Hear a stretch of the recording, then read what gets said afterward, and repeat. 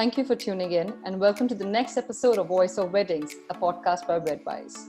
I'm Ginny Kohli, the creator and host of the show and also the founder and CEO of Wedwise. Over the years, being sort of an insider of the wedding industry, I've come across some amazing and extremely talented individuals. Their creativity and passion for weddings are beyond imagination. So with every episode on this podcast, we'll be interviewing some of the most celebrated professionals and thought leaders of the wedding industry by getting up close and personal and having some really interesting conversations about their life, wedding business, and of course, the secret to success. This is your opportunity to get to know them like never before and get inspired. My guest today is someone who is a celebrity wedding designer, a planner, and a true entrepreneur. She has been a part of all the dreamy and larger-than-life celebrity weddings such as Deepika and Ranveer, Akash and Shloka Ambani, and many such more. Vandana Mohan is known for her astonishing style and reputation for producing remarkable events. Her flagship company, Backstage Productions Private Limited, completed 30 years last year in September. She founded the wedding design company in 2005. Today, the company can boast of a clientele of 500 plus, which includes all the celebrities, HNI families, and many, many more. So please welcome Vandana Mohan. Thank you so much, Vandana, for joining us today. It's an absolute pleasure to have you with us. I have looked up your work for the many years that I've been part of the industry. Not very long, though. I've been part of the industry 5 years. But every time I got into this industry, I heard one name that was synonymous with big fat Indian weddings, destination weddings, and the best, most creative weddings, and that was Vandana Mohan.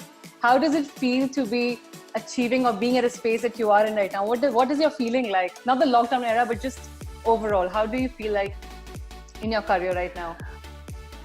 Well, thank you for being so generous. For me, it's been just about doing the work. I've really never, you're saying all these fabulous things, but when I look back, for me, it's been many years. It's a 30-year journey in the event business. And when I look back and I look at what all the team and me together have achieved, I must say there's a great sense of pride. There's a great sense of pride. There's a great sense of satisfaction. And there's a great sense of achievement to say that, this was not an industry when I got into it. And now it's become a huge industry with so many people in it. And so when I look back, I look at my journey in a very interesting manner. I look at it in the fact that, there were no teachers when we got in. So we've learned. So our journey is very self-taught. It's very self-taught, and where we are, a lot of us in the industry today, I think all of us as an industry can look at this journey with a lot of pride, definitely. That's amazing. Vandana, you're someone who's sort of pioneered in exploring the international destination for Indian weddings. I would want to say that because I think when I got into this industry, I did not know anyone who was doing this fabulous job overseas in Florence, and where you had international planners talking about Indian weddings in such a big way. I think you were sort of the pioneer in this industry to carve a path for all the other planners in the space. So, I want to ask you, of course, as a woman, you must have faced a lot of challenges when you first started, juggling with your work life, motherhood, also to do with obstacles to be perceived as, how women can't raise funds, or they can't be in the business without a man's support. I think you did all of that because at the end of the day, every day, I think millions of women put their noses down to the grind and achieve amazing things. And you're a true example of that. So if I may ask you, what is that has been a greater inspiration for you? As you are an inspiration to many in this industry, what's your inspiration here? Well, I'm talking to an entrepreneur myself. You've done what you do with your website and your what you've done with it. I mean, you reach millions, and in 5 years, I mean, that is entrepreneurship. That is womanhood at its best. And in terms of people who are putting their nose to the grind and working every day, I think you're a fine example of that. Let me just talk about entrepreneurship when I started out. I think when I started out, it was just about really a dream and wanting to get into a space. I got into a space which was very disorganized. And at that time, they were in the event business and in the wedding business. Strangely enough, it was very male dominated. Owners of companies were mostly men, whether it was in the event space. there were a lot of women, but they were always working for, they were designers or graphic designers or the florists, but owners and founders of companies were very few. Um, it was a hard, challenge to get into this business when one didn't know very much, and you were the ones who were setting the standards. You were the rule book. You were setting the rules. You were breaking the rules. You were, learning from it. So it wasn't. There was no rule book. There was no handbook to be, given out to me, and I created my own path. And I'm glad to say that today those have become norms of the industry. In terms of when you talk about norms of the wedding industry, I smile because when people say, we are doing this and it's a norm, and I'm dying to say, yes, I know. You're the one who set it. But it's nice to see that it's evolving, that you said it in a small way, and today the youngsters are taking it to another level. It's evolving as you're going along. Weddings in India were always very difficult to do because we have our own manpower issues. We've got it was disorganized. There were no contracts. Everything was word of mouth. Everything, a confirmation was a handshake. And in most businesses that's good enough, but in our business I think we need a little more than that. We need written confirmation. So to charge a management fee, I mean, things never happened. You just charge a lump sum and people said, itne mein shadi, this is what the wedding is going to cost. And when I came in and I said, no, we've got to segregate the fact that you must know what your spend is, and you have to pay me a creative fee. You have to pay me a management fee for doing your wedding. It took a long time to get that. And do you think that's changed now? That's changed from what it was when you started, and now tremendous. It's changed? Yes. Oh, now it's a norm. It's a norm. A management fee is charged. Everybody charges a creative fee, a production fee. It's completely different. The youngsters are walking into a very tailor-made situation where they may be fighting for the price that they're getting, but they're not fighting to be paid. For example, their services are being acknowledged. The service of a creative person is acknowledged. The skillness of a creative person is acknowledged. Which the never existed before. The skill set is at its peak today. If you're a good creative person, your skills are acknowledged, not only monetarily but otherwise as well. It's considered. Your time to a certain extent is acknowledged today. So I think that's really, really important. And those standards were difficult to do because they didn't exist. You asked me about destination weddings. And your inspiration, and what got you to do that? Because no one would think out of the box unless it's happened before. And like you said, you set the norm in. So I want to know what was in your mind at that point in time when you did your first wedding, and what inspired you, and what got you that motivation that, I can achieve it, because you didn't have like a rule book, like you said. No, there wasn't. I used to travel a little bit, and we had gone, it's a little bit of a personal story. Yeah. We'd gone on a Mediterranean cruise like everybody did with the children, and we had docked and we'd gone to Florence, and it's the first time I'd ever been to Florence.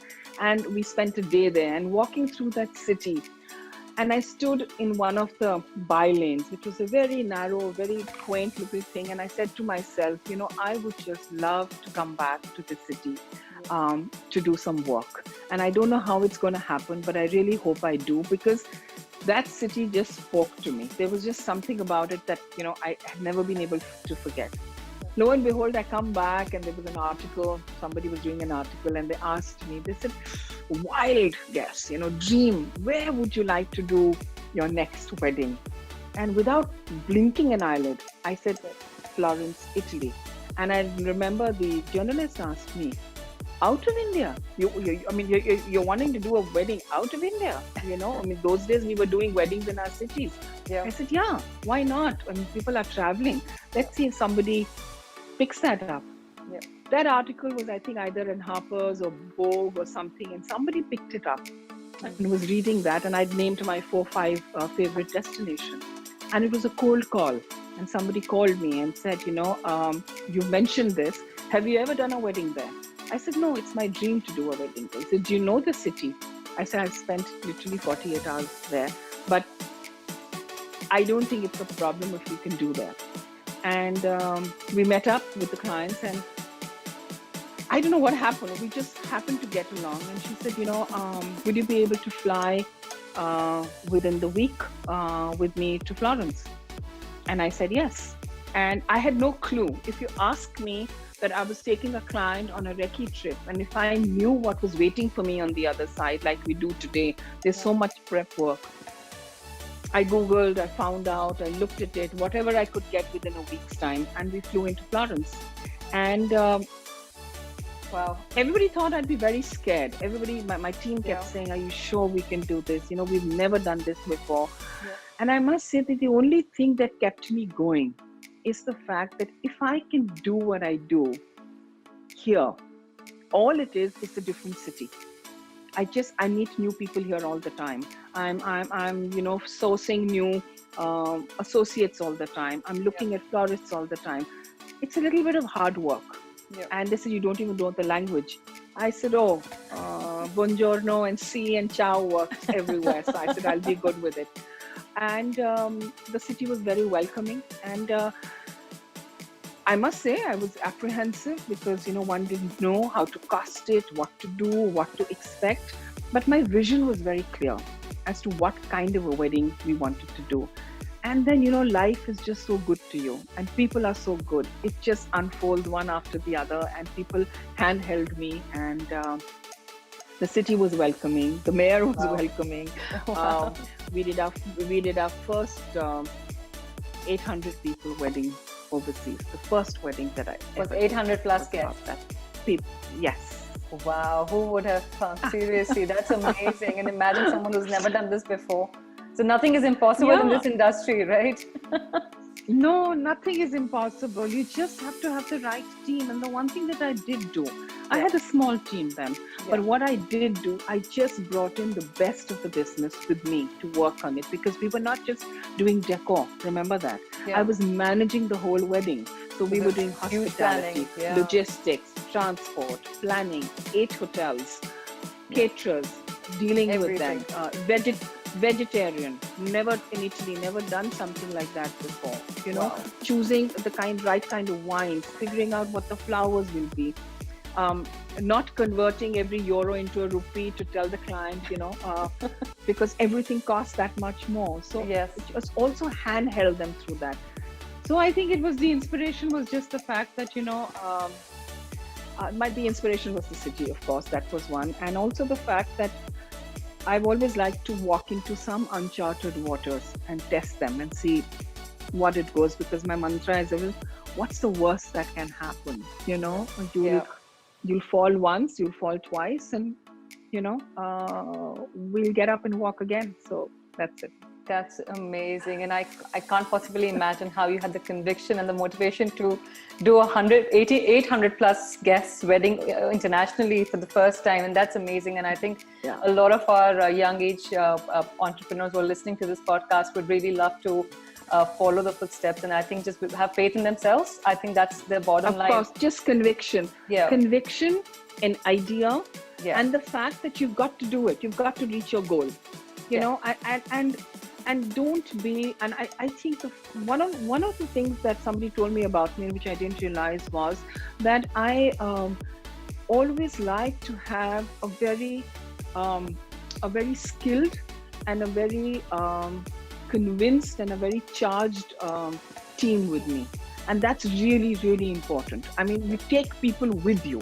You don't leave people behind. You take people with you, because they are the ones who are going to make you get to your goal. Because single-handed, it's very difficult to do everything. You can be good at most things, but there's always that one thing that you will falter. And when you know that is something you're not good at, bring somebody in who's better than you at that, so they can work with you and make it better for you. Always. I think that's great advice to these young women who want to succeed in the workplace, not just for weddings, I think otherwise as well. It could be any industry. And I think that's great advice. Thank you so much, Vandana.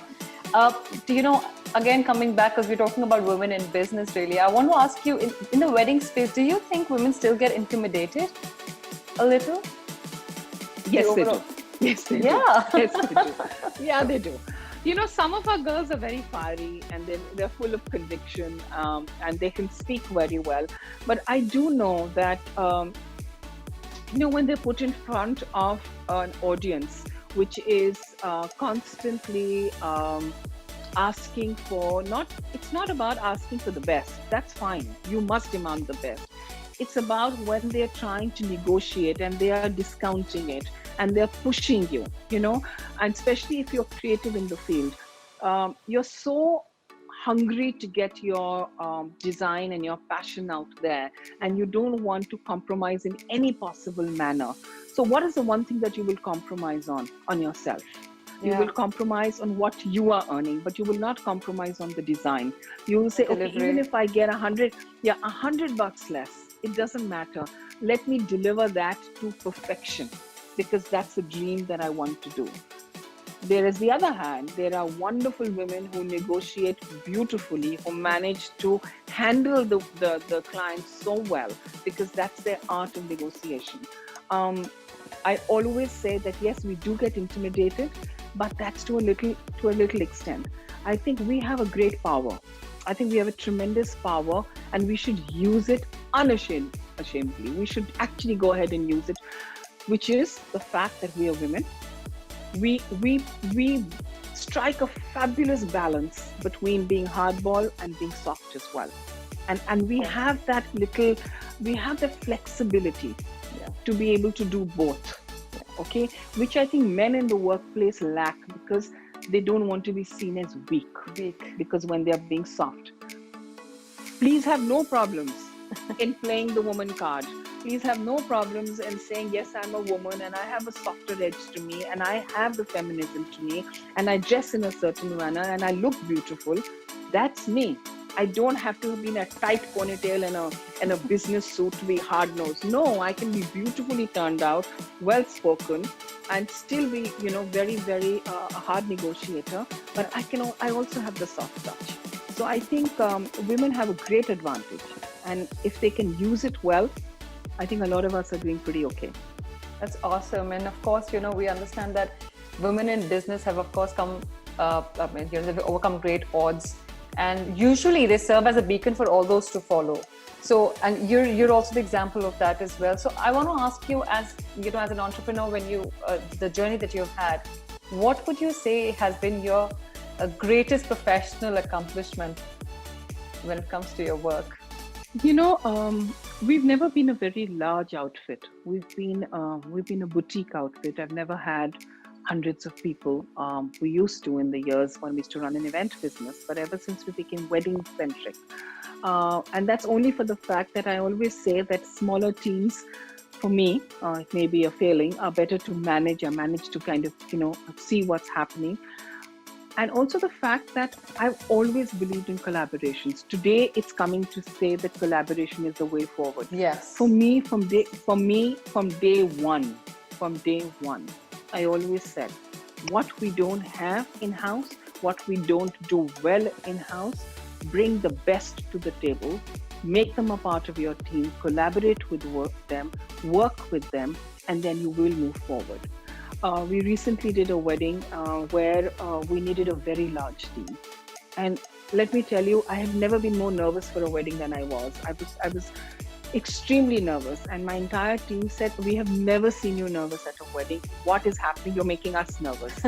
I said, because I have to plan for a very large wedding. And I want to make sure that it's a huge responsibility that I've been given. And I want to make sure that when that family or those people look back, they will turn around and say, yes, we made the right choice. And they had the choice of the world at their feet. They could have chosen anybody, but they chose us. So that for me was a huge responsibility. But how did I overcome it? As you said, my biggest achievement was the people that I have invested in relationships that I've invested in over the years. Believe you me, Ginny, it took me 2 phone calls to call some people.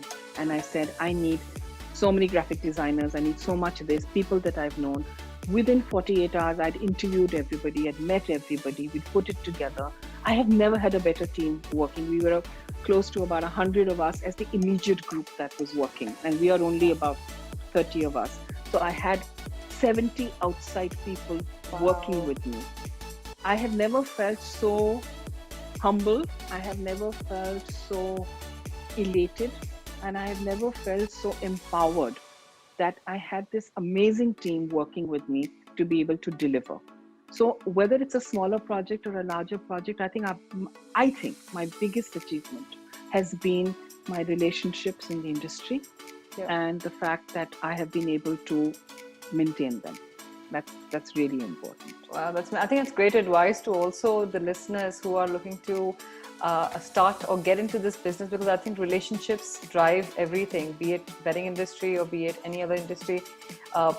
It is all about relationships. Of course, networking helps, but you've got to sustain that network by staying in touch, by creating that relationship. How does So that's the point.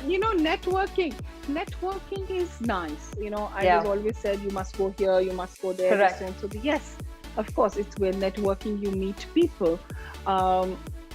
But I just think you have to invest in people. Yeah. For people to invest in you. And it's got to be beyond the surface, really. I mean, I can meet somebody at a party, and I can talk at a conference, and we can meet. But we meet at the same conference next year. What after? Yeah. You've got to be able to, and also extend yourselves. All of us as human beings are great takers. We love to take. We love to take everything because we love to put our problems on the table with somebody else to resolve them. I'm having an issue. Can you help me with this? Can you help me with that? Yes. I want to know how many of us really extend ourselves on the way back. Will you be that phone call away?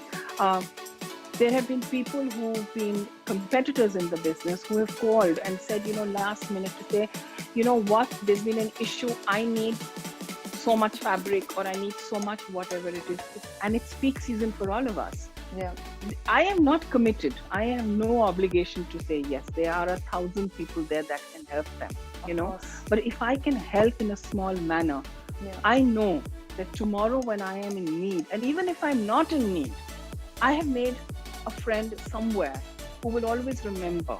In the time of need, I was there, even in terms of advice, in terms of people. Competition is healthy, definitely. I must say, we all compete.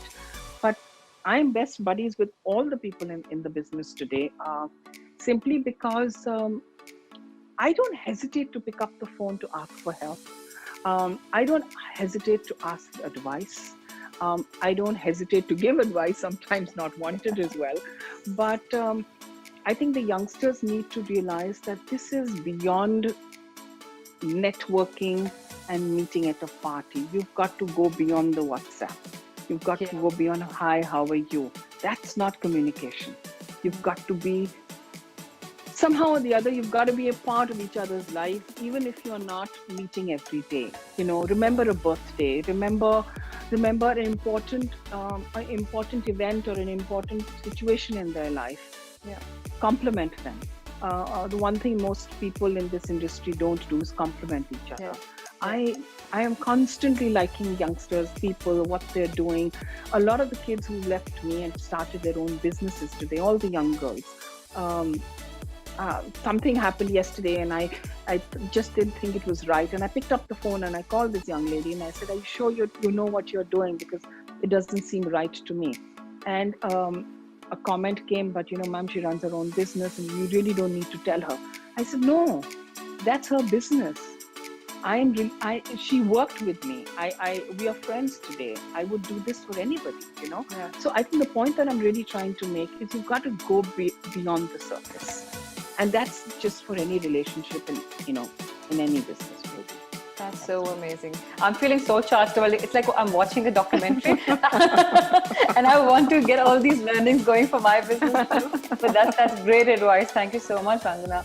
Tell me, this is something I've actually personally witnessed and have sort of come across, and I have never been able to put my mind around this bit. Tell me something. Do you think people in this industry want to get validated too soon? It could be like validated with, say, awards, or does it, like, how does it matter? I don't know. I've not been able to put my mind around any of this till date, and I want to know your views on this. Like, do you think there's a desperate need to get validated, or is there a need at all to get validated early on in your career in this space? I think what I'm going to say is not going to be related to each other, but I'm still going to say it. I think validation is important. I think all of us like to get validated. There's a validation, which is important, which means it's recognition, because Yeah. a lot of us are working for self-satisfaction as well as recognition, both. It's nice to be recognized. Said that, I'm not a great one for awards. I hate them, frankly speaking. I just don't think it's unless it's a genuine award, which means that your peers or a jury of a certain caliber is really reviewing your work and has been able to understand what you're doing. The award could be anything. We have awards in India. At the pressure of my team, we did participate in one or two because it was becoming the norm, and I don't think I attended even one of them. And to say that sometimes we got the gold and sometimes we didn't get the gold, and my question was, why didn't we get the gold? And it was a joke. It gets a thought in your because it's something that we did very well. They said, there were categories. So I think I think it's also a business model. It's also, there are awards in just about everything today. I mean, the Oscars are an award, and we now know how you can get, how much lobbying goes on for an Oscar, or whether it's, an Emmys, or whether it's our own awards over here. Yeah. It's more a source of entertainment than anything else, frankly speaking. Talking about personal validation, I think our industry is nascent. Anybody who thinks or has a thought today wants to become a wedding planner or an event person. They are not being able to come to the table with any sort of experience or a skill set or anything. I could say the same for myself 19 years ago. But at the time when I came into the wedding business, I already had 10 years of event business behind me before I stepped into the wedding business to do weddings and to understand what weddings were.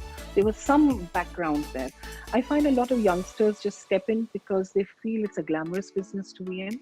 Yeah. They feel they can make, they can convince somebody and they get on with it and they get some good money. Style for them. It becomes a talking point. It's a social talking point. Instagram, with all apologies to everybody, is the way we are all moving. I mean, today my business is surviving thanks to Instagram, frankly speaking, and what we are doing on it. I was never such a believer of it till a few years ago, and then I've seen the transformation, and I humbly bow to the medium itself. The digital world. Really. Yeah, the digital world. But I think there are a lot of people within the country and worldwide today who are trying to make a living out of being wedding planners just because they have an association with the hotel, or they know somebody, or they get that one wedding, or they feel they can convince them.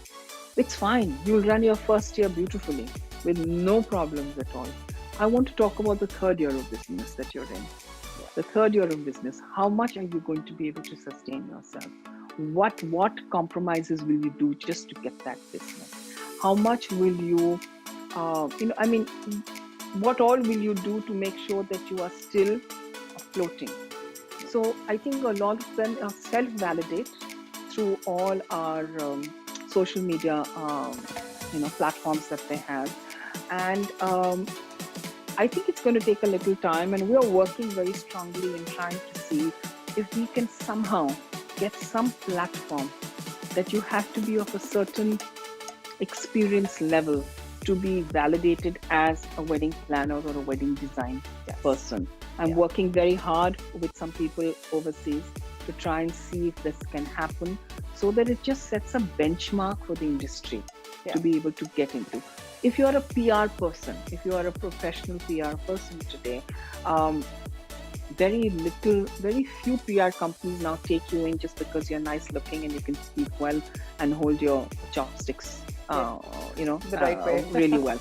Right way. I don't think anybody's taking you in for that anymore. You've got to have some skill set. You've got to be able to write. You've got to be able to be a media specialist. You've got to have something. So even PR, which was considered easy to get into, is now looking for that skill set. So is hospitality. So is hotels. So why not I weddings don't for understand sure? Yeah. why not events and The weddings. barrier to entry is extremely low here, and of course I understand what you're saying. Absolutely. Makes so much more sense. I mean, having a benchmark would be amazing because that will at least allow people to respect this profession a lot more. I think it will also Yeah, give the absolutely. clients a different mindset about this industry, where your your skill time that you've invested or your effort that's being invested is not questioned as much then. So I think great thoughts put together, great insights. Thank you so much, Vandana. I'm going to go down to a different segment of our discussion now, all about weddings, because I don't know of anyone who adds the fairy tale in a bride's dream wedding better than you. You have, of course, done crazy celebrity weddings that we have always dreamt to have ourselves as commoners. We've seen Deepika and Ranveer's, we've seen Ambani's, and so many more in your kitty. I want to know which one's your favorite, if there is one. Which one of them who was a little less hassling, or who had a little less challenges than the other, or all of them were same? I can speak of none. I can speak of none that you mentioned. Not at all. Yeah. But yeah. But do you think they have the same challenges, or they are worse than what a regular? I mean, of course, there are more certifications. Same. A bride is a bride. Let me tell you that. So whether it's a bride who we're going to, who got married recently, or whether it was a bride who was a celebrity, or whether she came from an industrialist family, let me tell you, the challenges, the nervousness, the thought processes are all the same. It may be translated differently, and actually not. It's actually translated the same, because they're all they're all in the same boat. Yeah. But maybe the what do you call? Let's just say the level of the wedding, or the level of the expanse of the wedding may be different. That's about it. But each bride, each groom, each mother, each father, I find it no different. It's the same. Each uncle and aunt You have as well, who has to give an opinion on everything. Very much so. Very, very much so. So if I may ask you, what's your favorite aspect of organizing celebrity weddings, if I may ask? What is that one aspect that you really look forward to when you're planning one? I am going to change that question around for you, because I'm asked this question so many times. Okay. I don't know what a celebrity wedding is, frankly speaking. Everybody keeps telling me, you're doing these celebrity weddings. I mean, they are celebrities because of who they are in their workspace. They are industrialists, they are actors, they are professionals, in their workspace, and that's who they are. But when I deal with them and when I work with them, it's literally that famous line from Julia Roberts, no? I'm just an ordinary girl standing in front of an ordinary man asking you to love me. Love me. Yeah, that's Julia. Yeah. Yeah, Notting Hill. Notting Hill, exactly that. Yeah. So it's just that they are two people who have decided to get married, and my job for them is exactly the same as it would be for anybody. Yes, as I said to you, the approach, because they probably know much more, they are aware of that much more, they're exposed to that much more, they have many advisors around them, so you've got to have your homework done well, as I would do it for any family who is a well-heeled family, whether anywhere in the world, who's well-traveled, who's well-read, who knows what they want. The girls today exactly know what they want. So, our job becomes, so for me, this whole terminology of celebrity and celebrity thing is very media created. And I would just say that, I think I would love to drop it. My team will kill me, because according to them, it wins us enough, what is the terminology in your digital world, eyeballs that people are looking at, because it's a celebrity wedding planner. Yeah. But no, for me, I have treated each one of them. And I can say this with complete conviction and complete honesty, that my approach to each one of them has been identical. As I said, the prep time has to be different, because you're dealing with people who are very aware. That's the only difference. But otherwise, the approach, how we do it, why we do it, the way we do it, has been identical from one to the last one. Oh, that's a reliever, I think, for a lot of our listeners because we feel they are in this bubble of creating. Like we've of course seen it in movies and how it's exaggerated and stuff like that. So it's bringing it down to reality at the end of it. So Vandana, if you were to describe your style in one word or like in a sentence, or if you were to describe your style in detail, what would it be? What does how would you describe the Vandana Mohan style? 2020, 2021 at this point. AC. I could write pages on that. It just depends on what's inspiring me at that point in time. I suppose I keep hearing this terminology, WDC style of weddings. I suppose the WDC style of weddings is really a wedding which is super elegant, super chic, very well thought out. And the nuances change from craft, which is my first love, really, craft is my first love. So as much of Indian craft I can bring in, I try and bring in as much as I can. Flowers, of course, is everybody's dream world. But it's about the concept. If my concept is sitting in my head, the concept of the day or the concept of the month or the trend of the month, whatever you're saying, then that concept starts developing. So a WDC style of wedding is something which is very integrated, it's very elegant, and it tells a story. It does. It definitely has a story to tell. So when you walk into any of your weddings, you will notice that. You will notice the color palette. You will notice that the flowers are not just done for the sake of being done. There's a reason for them being there. There's a reason why sometimes the weddings are so elaborate and sometimes the weddings are so intimate and so chic. I think it's very concept driven. That's what I would say. Wow, that's amazing. Yeah. You've mentioned, of course, this is elegant. I think timeless is the kind of work that you sort of put together.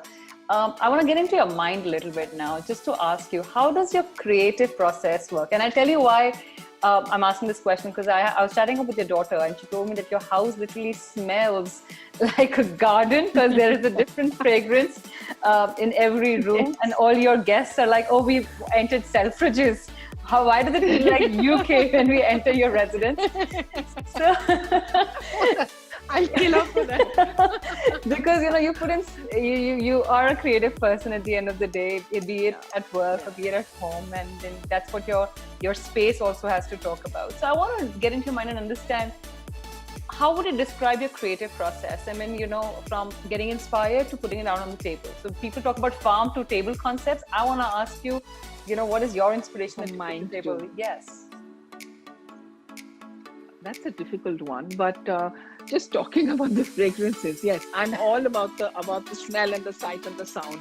So even when you're entering my venues, I'm always telling the team, I say, when anybody gets off their car and walks into the space, I said that whiff of what hits them right in the beginning sets the mood for the rest of the event. I said it's not only about the flowers or the drapes or the lights or the candles. It's got to be very sensory. It's got to be completely, you should be able to engulf that person. That I'm walking into this space, okay, I can smell peonies, and or I can smell mogra, or I can smell roses, or I'm doing sandalwood. It depends on the mood that you're creating, and please try and make sure that you adhere to everybody's senses. There's sight, there's sound, there's smell. I said all of that has to be very, very important. And every time we have paid attention to that, there was a joke that used to go around that, if Vandana and WDC team get involved with all of that, even you have to start with the restrooms first, because the restrooms are as pretty as the outside place. Because I would always say, this lovely, beautiful salon you're creating for women to walk into with a long mirror, it must have a bench, must have some chocolates, must have, some magazines. It's a wedding, yeah. People are coming for 2 minutes and walking out. I said, no, you're adjusting yourself. You see, it's an experience. I said, the beautiful flowers must be there. You must walk out feeling $1 million, out of the salon, whether it's men's or the women. So my process is, I've never spoken about this, but so I'm going to articulate it as I go along, is the fact that When a client comes to me and says that they want a wedding and they really have no idea of what they want, um, my process is very simple. I try, like you're trying to, I try and get into their mindset. I try and understand what is it that they're saying. Because very often people say something, but they really don't mean that. Because when you're speaking to a new person, you want to make it sound um, more relevant and more glamorous than what it is in your head. Because in your head, you could be somebody who likes beautiful things, but minimalistically done. Yeah. But every wedding that you've been to, every Pinterest that you've opened, everything that you opened is talking about these fancy things. So you come to a meeting and say, I want lots of flowers and I want all of this. And I say, okay, that's my first go. And then I start showing them lots and lots and lots of imagery. And you know, it'll be surprising. The one that gets me is always the one which is the smallest detail. I always find, okay, that's where she's going. So there will be this huge entrance with lots of flowers and all of that, and she'll go through them. And the second image is just about a garden with a beautiful tablecloth and one thing, and she'll say, that's so pretty.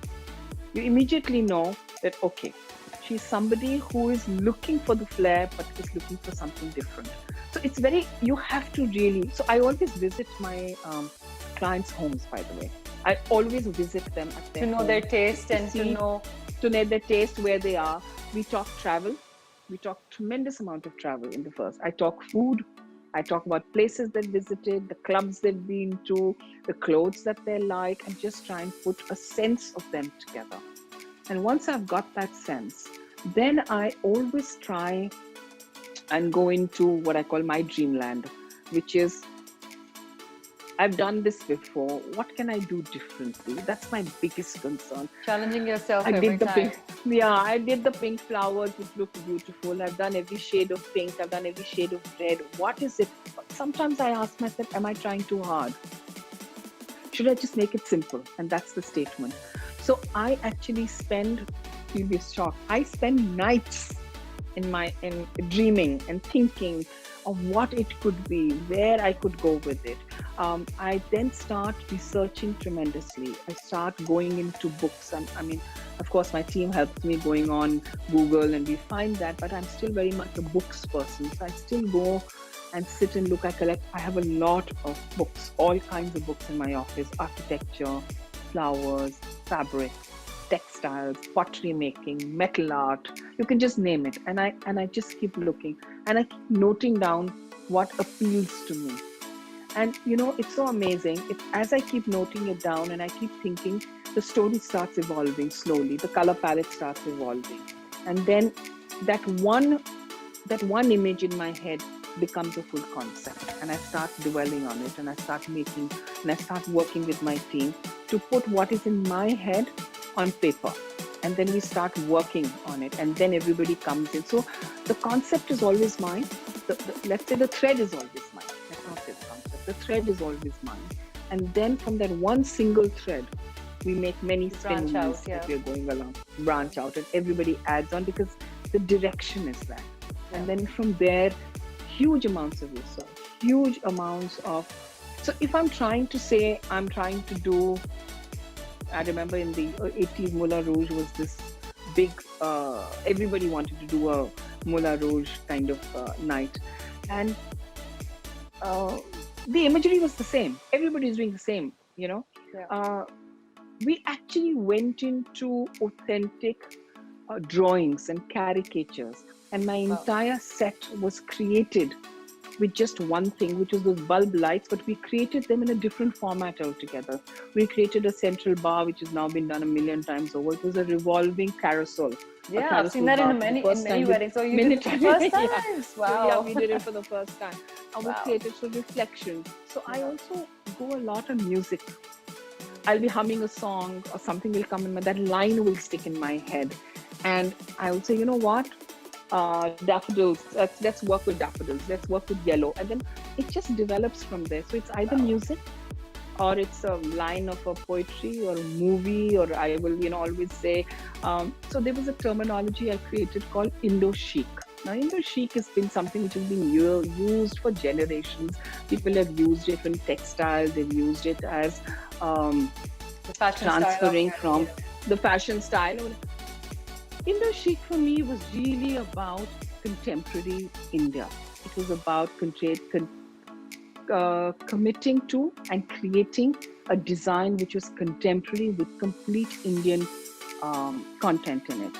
We did a small show before shows became a big thing in 2009, I think, or 2010, I've forgotten. It was called the Wedding Atelier, where I showcased 3 cases of my design. So one was called Indo-Chic, one was called Fantasia, and one at that time was called Vintage. So I took vintage, Indian and English, and mixed it together because we looked at a lot of our palaces. They were very, very influenced by European design. Okay. And I remember at that time I got Rohit Bal to help me. So each one had music, food, clothes, and decor, all the senses. So we laid out a beautiful high tea table. I remember I got La Opera had just come in. We got them to do some goodies for us. I got Rohit Guda to do some beautiful clothes. And we did a beautiful wall with Indian vintage chic kind of thing. Wow, sounds. Then we had Indo-Chic. Yeah, we had Indo-Chic where we created Indian motifs. And for the first time, I created a beautiful lotus tree, it came out of somewhere and we created it. And, it was helped. And I remember Raw Mango is another. Sanjay had just started his business then. Yeah. And I said, Sanjay, give me your clothes, give me your saris. He said, what are you going to do with my saris? I said, just give me your saris. And we packed them and we put them in big, big tokeries as part of a deal. Then we had something called Fantasia, which was in black and white, and it was today black and white's become so big. It was black and white, and Sonam Kalra was a singer. I got her to sing jazz in a beautiful Gaurav Gupta black outfit. So what I did was everybody walked in and it was set in a gallery. Why I'm telling you this story is about process and how we did it. Yeah. Everybody came into a gallery. It was not done at a hotel. It was done in an art gallery. People didn't know what they were coming for. They thought they were coming to see a fashion show or whatever. Somebody asked me if I was opening a store after that. I wish I had. Because I took them through vintage, I took them through Indo-Chic, I took them through Fantasia, and it was all different songs, music. And right in the end, we got an actual band. You know, the Shadi Wala band? Yeah. The band? Play. Yeah. Wow. They play behind us, and my whole team and I walked through like a barat, walked through the entire space. So the idea was to give everybody a great experience, sound, sight, smell, and everything. And my design process remains much the same every year. Yeah. Wow, a long story for a short question. No, but that is so inspiring. I think that I'm in your world for like those last so many seconds. I was literally in your world, imagining and visualizing how that would have been. And I think that's how you've been able to put Indian weddings on the international map as well, which is why I think when I initially introduced you, I called you the pioneer of international weddings, and that was, I think you're pretty much there for us. And like I said, inspiring a lot of young entrepreneurs to get into this field, but of course, learning, and I hope this podcast gives them the stepping stone or the stepping point for this business as well. Yes, I hope so. Every day is a learning. Let me tell you, there's the system, the scenario that we are in today is also a huge learning. I mean, there's so much that one has discovered or is discovering as one is going on that, as I say, never give in. That's the way to go ahead. Absolutely. Vandana, one more question in this segment I would like to ask you. How would you handle clients sometimes? Because, a lot of our listeners have struggled with this in the past. And of course, I would get a lot of questions after this podcast telling me, why don't you ask this question? Because I'm sure everyone faces it themselves as planners and designers. Is that how do you handle clients whose expectations are way beyond their budget? Somebody who... You just have to tell them. Well, that's a straightforward answer. How does one come about? What's your tip for these entrepreneurs to crack that wedding, even when the client is sounding obnoxiously very high with expectations, but not ready to spend, or just take a call on whether you want to do it or not? What does your mind say to this? Yeah. When a client comes to you, you have to make sure that client doesn't go anywhere else. You have to make sure that you try and make sure that you try and fulfill as many dreams as possible. Yeah. But there are 2-3 things. If you're very new in the business, you're always so scared and you're always so hesitant to please all the time, because there are so many options out there. Yeah. Nothing like confidence. Let me tell you that. Nothing. No amount of bending backwards, no amount of pleasing, no amount of negotiation can come anywhere near to just a simple trait known as confidence. Stick to your guns. Be confident. And how do you become confident? Then you have to know your subject extremely well. They can throw any googly at you and you will be able to tackle it. They can throw anything at you and you will be able to overcome it. I know there are certain designs that require a certain kind of budget. And when we show our designs, we all tend to dream big and show big things and want to do that. And sometimes the client's budget does not match the design. They love that design, but they don't have the budget. And they push you to say, no, we want only that. Yeah. Let me tell you how I would deal with it today. I've been through what they've been through, where we've, altered and we've bent backwards, we've done all of that. Yeah. But I think the fact is conviction and confidence to say that you can do what they want you to do, that you will deliver a good product. But first, you have to earn their trust. Once you've earned their trust and you say you can deliver it, then it's about making them see another way.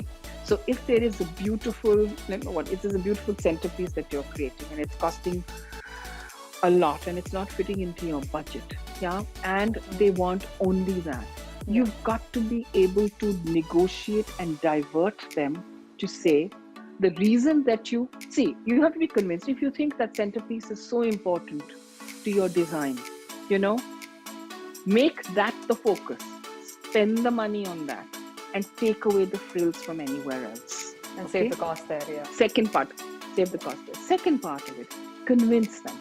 Make them see the reason for the design. Make them see the reason for it as not as just something that you are doing to keep yourself happy or to inflate the bill or to make it seem wow. Yes, you're doing it to make it seem wow. Just show them value for it. The value is the most important, the value add for that. You've got to be able to talk them through it. 99.9% of the client, if convinced in the right way, if they have a budget of 100 and if they have to go up to 120, they will. But there are some who only have a budget of 100 and they cannot go up to 120, is when you tell them. Unfortunately, this is what it brings in. I can throw in, but that extra 20 that you don't have doesn't get you that design. But let's find another way to do it. So you cannot ever say no, unfortunately, but yet you've got to be able to convince them that whatever alternate that you're giving them is as good as the first, but just maybe at a different design level, at a different price level. So I think it all comes down to confidence and trust. The moment they're confident that you can do it and you're confident that you can do it and they trust you to be able to deliver, they'll go the extra mile. That's amazing. Great. Thank you. Of course, these are, we've talked about what goes around in the process of weddings. We've talked about how people should be planning to get into this business. Of course, no one who has been in this business for as long as you have were prepared for a pandemic like this as well. It's going Neither back. was I. Yeah, like I said, like people with your experience as well. Weren't they were never they never faced a situation like this, and now it sort of brings us all in that one big mud hole where we are all trying to understand how do we go forward from here. So, just talking about a few trends here. Do you feel intimate weddings would be the trend and it's here to stay post-COVID? There's no other way. I'll tell you why I say this. The trend of doing intimate and small weddings had started before COVID as well. I mean, you must have been seeing in your thing that people were talking about. I mean, everybody uses the word loosely, talks about sustainability and organic, and talks about whatever. I don't think most of them understand what that means. But intimate weddings were coming through. When I say intimate, people wanted to do smaller weddings in that sense, not have such a big shebang, because the youth of today, the millennial, is actually looking at experiences. So they are wanting to do their experiences with people that they know and they love. Some experiences are going to be 1,000 people. Some experiences are going to be 50 people like we have today, and some 250 or 300. So the trend was coming. It was slowly coming there. The pandemic has just pushed us into fast forward mode and said that government doesn't allow more than 50 people, so it is an intimate wedding. Even when it opens up, the fear factor is going to take a while to go away, for people to go beyond 100 people. So there are many things that are going to leave, and I think intimate weddings are here to stay. And they should be. I mean, like you rightly said, the sustainability starts with lesser number of people, and I think that's what people haven't gotten right when they think about sustainability. Absolutely agree with you on this. And how do you feel, like, you know, when people talk about hygiene, safety, and all of these measures in a wedding, what do you think what can be practiced by an event planner when they talk about hygiene and safety? Everybody's been talking, and I've been speaking about this, that I think the venue and the event planners have a huge responsibility. Huge responsibility. I cannot say this often enough, is to say that you're bringing in, even if it's 50 people, if something was to go amiss at your wedding, or somebody was to fall sick at your venue, you're not only just your reputation, but your business for the rest of ever is gone. Yeah. So we as event planners and people in the business and venues and everybody are taking a lot of measures. In fact, every day there's a conversation about how can we go one step ahead. So it's not only just about wearing the mask and wearing gloves. No, it's about actual sanitization. It's about the touch and feel. It's about from the moment you enter, when you get your car there, when you park your car. We're encouraging people to come and park their own cars and try and do a contactless, a valet service if there's a possibility of doing that. So even when you are being given, you don't give your keys, you put them somewhere and they're in a packet which you put yourself and you pick them up. Simple things like that. Or if somebody was to open a door for you, how will he be sanitized his hands or opening the car door? Simple things like that. When you walk into for food, will buffets be a norm? I don't know. We're going into packaged food. We're going into everything coming very sanitized. Maybe there will be a system where there will be platters of food, a ready-made platter. So you can take an Indian platter, or you can take an Italian platter, or you can take whatever, but they will be available for you. So, so back end, more than the front end, it's the back end sanitization that needs to be looked at tremendously. The work stuff that is coming in, not just a temperature check. No, not just that. The uniforms that they're wearing, the shoes that they're wearing, the gloves that they're wearing. So it's a huge amount of consciousness that has to come through for everybody. And we are saying for 50 people, if there's a 50 people wedding, which means the number of guests are not more than 35 or 40, you still have 10 staff members there. So, who are you going to divide that? And, there's a lot of conversation happening right now amongst hoteliers, caterers, event planners, florists, all of us, and we are thinking how we can make this as simple and as effective for the wedding. Definitely. Absolutely. And like you rightly said, this is something that has to be worked upon at the back end and not just as much on the forefront, because and the event planners and the venue guys have a huge role to play in this. Do you feel the weddings would go to hotels more, or will they become, since they're turning intimate, like you said, or the trend's going to be that people would prefer getting married in their home space? Or can people opt for both? I think they can opt for both. Let's talk about the north of India. I mean, because we've got a huge country to work, and who'll be watching and saying this. It's different for every city. When you're in Mumbai, the homes allow you only that much. So where will you go? You will go to banquet spaces, and they're hitting monsoon. So I mean that's one. The ones who live in the north of India, which is in Rajasthan or in Delhi or anywhere else, we are blessed with larger spaces, open gardens. People will still opt for that. Even in a hotel, they will go to the open garden space before they get into a banquet hall. So the banquet hall will come back, but it will come in. The hotels on one hand, the hotel may have an advantage because people will feel safer. Large hotels, the Taj, the Marriott, the Hyatts or the ITCs of the world or the Oberois of the world, sanitization levels, health checks will be tremendous. They will find the kitchens will be beautifully sanitized. So the fear factor of eating off or being in a space like that will be less as compared to a banquet hall run by things like that. But then the open banquet hall will have the advantage of an open garden, maybe, so you can have your wedding there. So it's going to be trial and error. So it's very difficult to say what will work. I think everything will work depending on the season, the climate, and of course the budget. Great. That almost brings us to the end of this podcast, Vandana. One question that I ask all my guests on the show is about that most Googled question in their domain, right? So in your domain of wedding planning and designing, the most Googled question was one way to crack your client in the first meeting.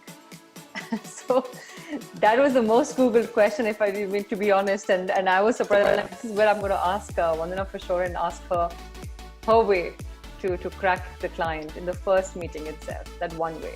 I think to crack a client in the first meeting is really about, as I said, my initial thing, about getting to know that client. You've got to strike that rapport. The design, what you work for. See, everybody has already Googled what you do, seen your Instagram, seen everything, and they've come to you because they've seen your work somewhere.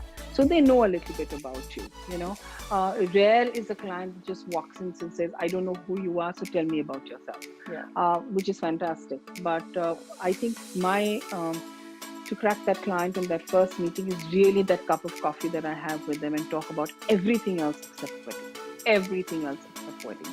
Just for them to know who we are, what we are, and cut the bullshit. I think it's really important to be as open as you can, because that's the only meeting you're going to get to be able to say everything that you stand for, how you do your business, what are you all about, talk about your best practices, talk about how you are transparent, talk about this is the way you do it, and they will go back thinking, this is the company that we want to work with. Great, that's amazing. Vandana, we end our podcast like any other podcast with a rapid fire round. It's not going to be very intrusive. It's just a very fun rapid fire. No. Yep. So go ahead. I'm all ready. All ready? Yeah. All braced for the rapid fire questions. Yes. Yeah. So, my first question: your favorite wedding destination? Italy. Your current lockdown obsession? Netflix. Passion or skills? What do you need the most to survive this industry? Passion. Skill set you can always get. Wow, that's a good answer. Do you think Pinterest has helped or hurt brides to be? Helped. So really, it gives them it gives them direction. And what do you think are the main characteristics of a good wedding planner?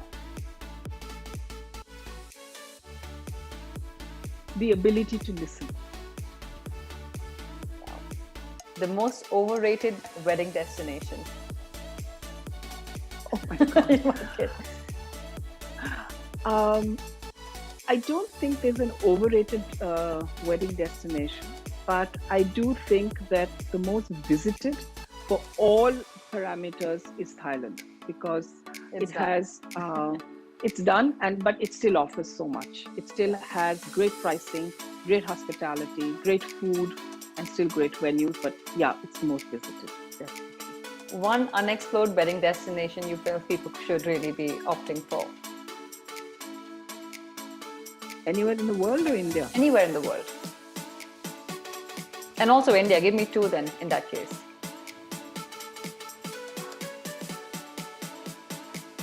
I think in India we could explore the Northeast. It would be wonderful. It's completely unexplored and it has some hidden gems, definitely. I think that would be wonderful. Yeah. As far as out there in the world, God, I'd love to go to Latin America. Wow. And do something there. I think the reason we don't get there because it's too far. Yeah. But yeah, I think South America is something which has a lot of potential. Has tremendous amount of potential. Absolutely. And the last one thing you feel Indian weddings or Indian families should definitely include in their wedding, or you wish they included in their weddings, but they don't because of that's not the norm really. But what do you wish those guys include? Whatever they spend on their wedding, a very small percentage should willingly be given to any girl child charity. Anybody who's doing a wedding. I think giving back to society in some manner, and that should be part and parcel of their own doing. We do it, but I think it should be something that each wedding is such a joyous occasion. It's such a celebratory occasion. It's so inclusive. You give employment to thousands of people. How much ever people may talk about the wedding industry being frivolous and too over the top and all of this, I keep on saying, guys, you don't know what you're talking about. This is an industry that gives employment to thousands, if not millions of people. Yeah. And I'm very proud that I'm a part of it. So when you're doing a wedding, each family, whatever touches your heart. I'm just saying girl child because that's something we do, but I'm saying anything that touches your heart, just give back that little bit to society. I think that should be included in every wedding. Now that will stand very true with what Indian's family should really stand for, the Indian weddings should really stand for. So thank you so very much, Vandana. This brings us to the end of our podcast. Thank you for being our guest. It was an absolute pleasure to have you. I hope you had a good time. And I hope, your thoughts and your insights of this industry were so motivating and so truly inspiring. And if I've got it right and I've summarized this well, I think it's all about setting the tone, being strong and open when things are good, and questioning success and challenging the team when things are, when things are good and things are not so good. But correct. But thank you so much for having me. You made me think about things and made me speak out thoughts which were always inside my head, but I never really kind of voiced them or said things. So thank you for bringing that bit out. And yes, I'm just so thrilled to be here, and I hope we can be of help to anybody who's wanting to be an entrepreneur in this world today. If there's anything else I can do, please do reach out. Thank you very much. Thank you so much, Vandana. Pleasure. Bye. Thank you so much, Vandana.